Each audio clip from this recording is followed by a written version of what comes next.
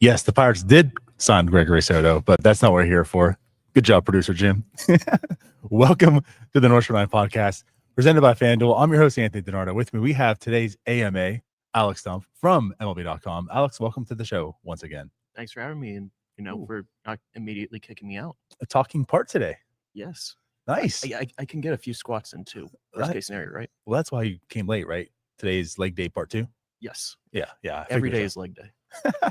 But yeah, no, welcome to the show. So we're doing AMAs all week, and today we have Alex with us to cap it off. It's day 3. It's been somewhat eventful for the Pirates. A lot of talk.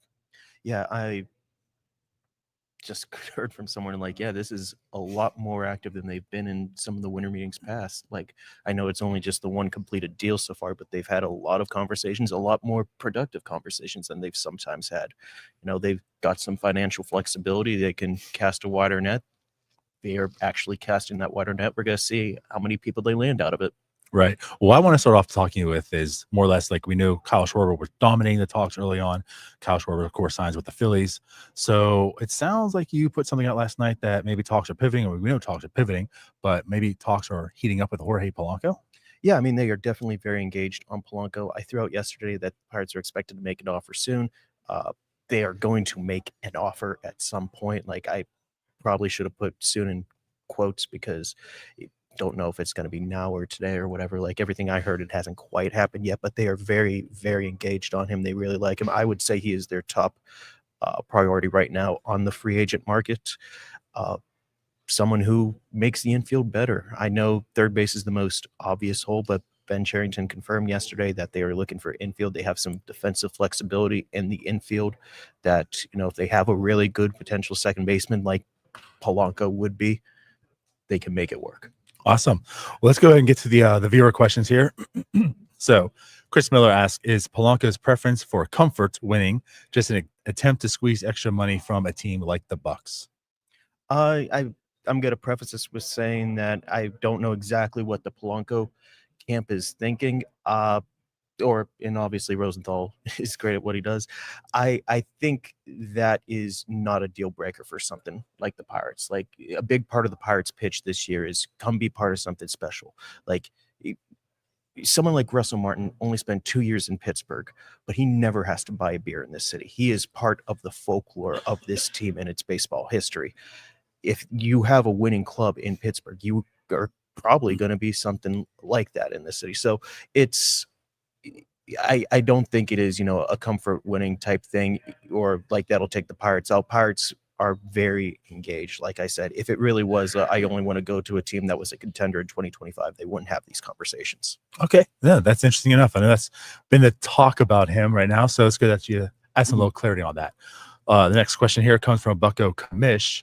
Is it realistic to expect the Schwarber deal to be offered to other big free agents, Alonso, Bichette, or move of a pivot of distributing the funds across multiple players? I would say distribute the funds to multiple players. Like, Schwarber was him. He was the perfect free agent in their eyes. He is an elite hitter, and B, he is an elite clubhouse guy. And I've talked about how this club could use, more leadership, more clubhouse guys, especially on the hitting side.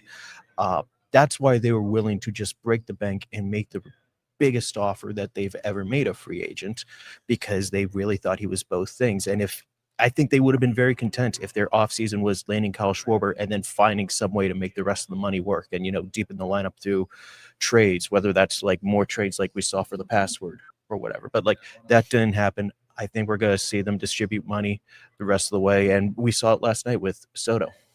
Gotcha. All right. Next question comes from Jay Greasy. So we can probably assume they have 30-ish million to add. Does decent $15 million hitter, $10 million hitter, $4 million Kutch, and a prospects for solid pre-arb hitters trade get this team back to respectability?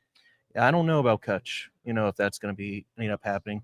They want to add 3 to 4 real players, to this team. And I know they added to the bullpen already, but like, it's hitters that they want to put the focus on, right now that they've got that extra leverage arm and they've got that guy who can get lefties out. So if it is someone like Polanco, who is probably going to sign in that 10 to 15 range, I would assume, yeah, I mean, that'd be one part of the equation. They could get other free agents, but I think after Polanco, this becomes more a discussion of who's on the trade market Okay. for them. Like, Gotcha. not saying that they're going to be out on free agents, because they are going to be in on free agents. But if you're looking at an impact bet, I think it'd be more likely a trade. Gotcha. Makes sense. Next question comes from Brian Oliver. So, what is more likely to happen first? Trade for a bat or sign for a bat? Just based off of what I heard right now, I would say sign, but I wouldn't be shocked if it was a trade. I know that's a very wishy-washy answer. Polanco strikes me as their main priority right now, and like I know I can confirm they have talked about Lau with the Rays, so like they are engaged on that front too. Doesn't sound like there's anything imminent, so you don't know exactly when these things are gonna go down. But like I would guess free agency, but don't hold me to that. Okay. Next one then comes from Carson. So, what would the infill look like if they were to acquire Polanco or Lowe? I mean, is it Lowe or Lau? I mixed up my Lau. race. Lau. Is that Lau? It is. It's Nathaniel Lowe, and he's a Lau. Okay. Yeah. Just want to make sure. Just remember which one of us knows ball. It's none of us, but yes, that's the actual answer. Names. Yeah.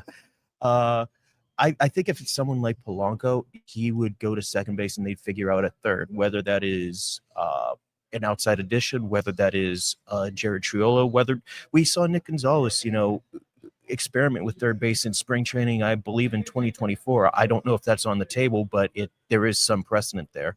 So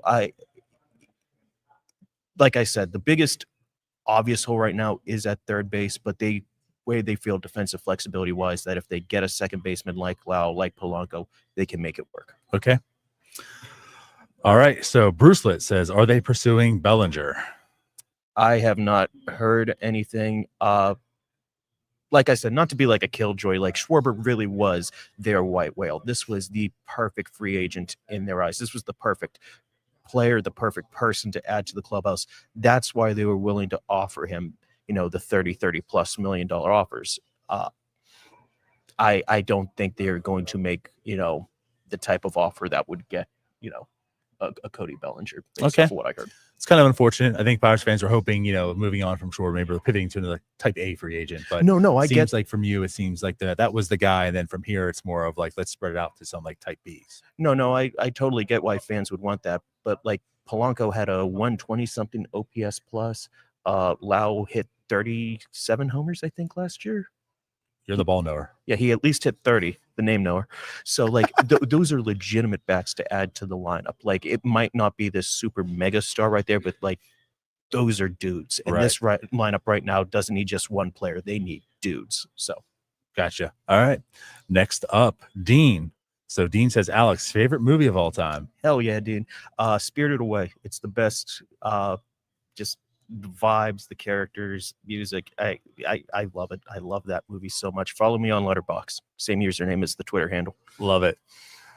Chris asks, so what would you say to cynics that the Schwarber offer was just for PR? I know there are going to be cynics who say this is not.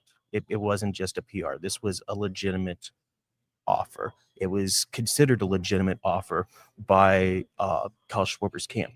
Like, straight up, I've heard that from multiple people here. Like, it wasn't insulting. It was like there is a scenario where we would take this offer. Obviously, the Phillies, won out in the end.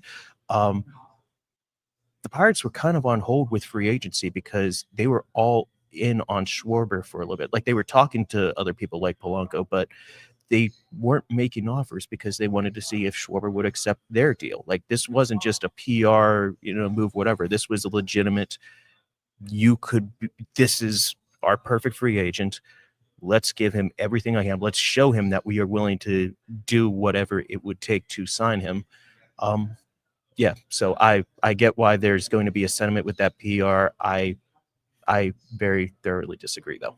Let me add something to that, because I think what a lot of people are assuming here is like it was going to take 5 years. They knowingly gave him 4. Mm-hmm.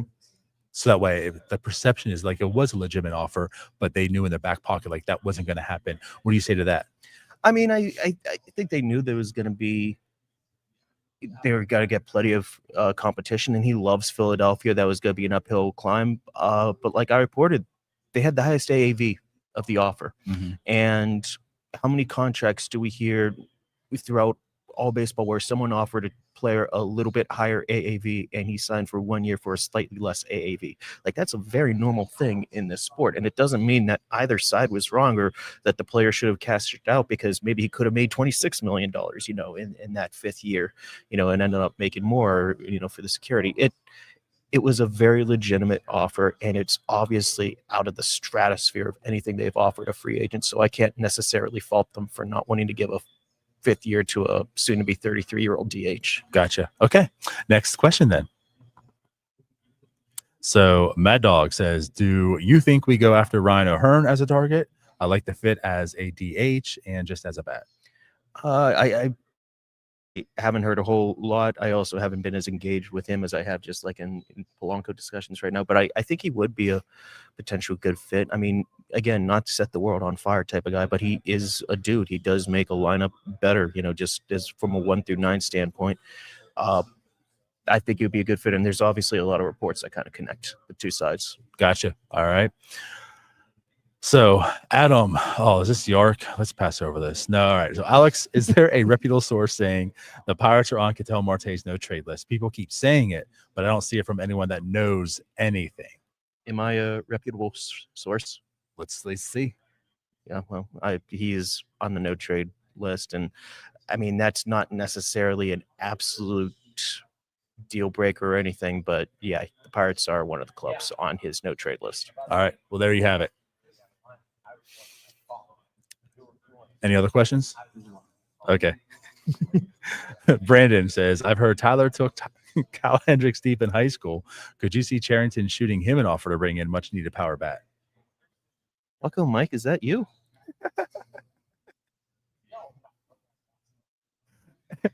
There's your answer. What is Tyler's attack angle, arm angle?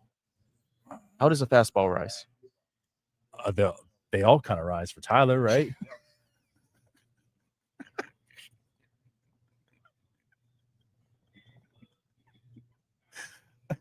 All right, I guess we'll go to the next question, John. Yeah, next question. Hear anything on Ozuna? Doesn't sound like he has a robust market, and he has a very proven bat. I haven't heard anything, but I also haven't asked a whole lot. So, I mean, no, I haven't heard anything. Sorry. All right. Next up, maybe. John says, not sure if it was asked yet, but think they had someone, think they take someone in the Rule 5.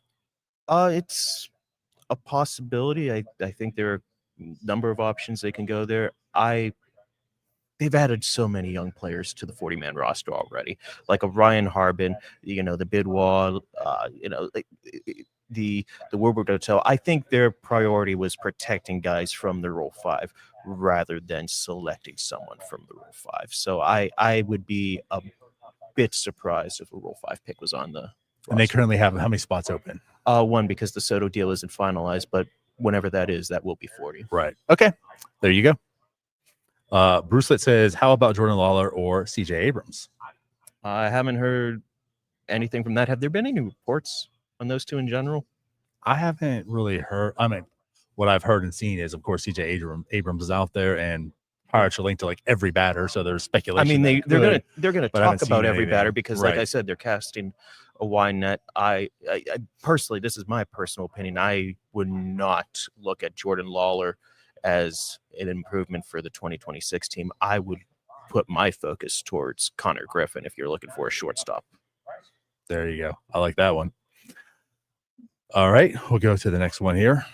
So Jake Greasy says, BC said it would be great if it's a little more left-handed RAI hitting ads.